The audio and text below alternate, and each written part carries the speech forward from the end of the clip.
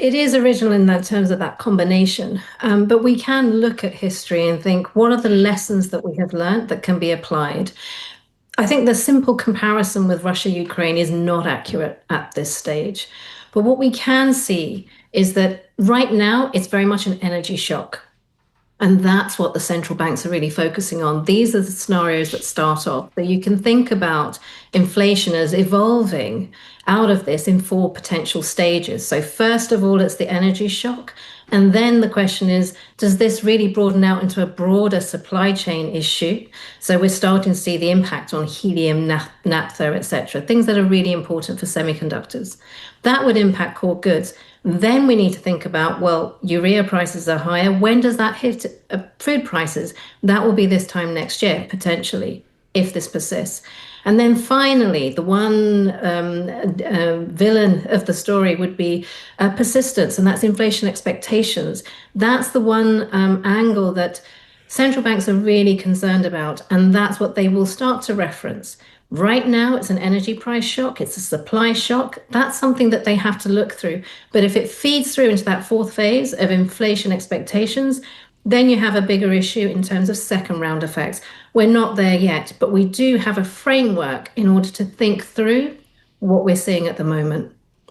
So, Sree, how do you think, given that backdrop, how do you think the world's central banks will react here? It's a big, big week here for central bank action. Yeah, I think we're seeing a divergence really in terms of those who are likely to be on an extended hold and those that are shifting closer towards a hike. So we saw this morning there was the Bank of Japan, much more hawkish than we were expecting really in terms of forecasts and some of the communication. Governor Ueda very balanced, but they are edging towards a hike, most likely July in my view, the summer hike. ECB potentially there.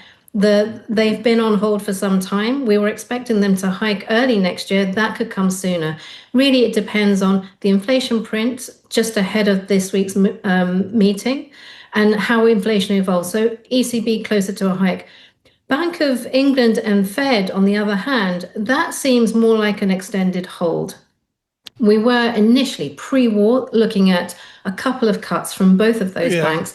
That's not possible at the moment. But do they hike? Not at this stage, no. What are you watching for out of this Fed meeting? There's going to be a press conference.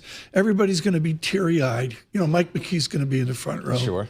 Clean box of Kleenex. Oh, my word, Mr. Powell. What are you going to watch for after this, Sree? Yes, this is obviously Chair Powell's last meeting, chairing the policy meeting for the Fed. So really the eyes are going to be turning towards Kevin Warsh. So I think it is going to be an important meeting in terms of the signaling, thinking about how the Fed are looking through the scenarios, how they are thinking about their forecasts going forward.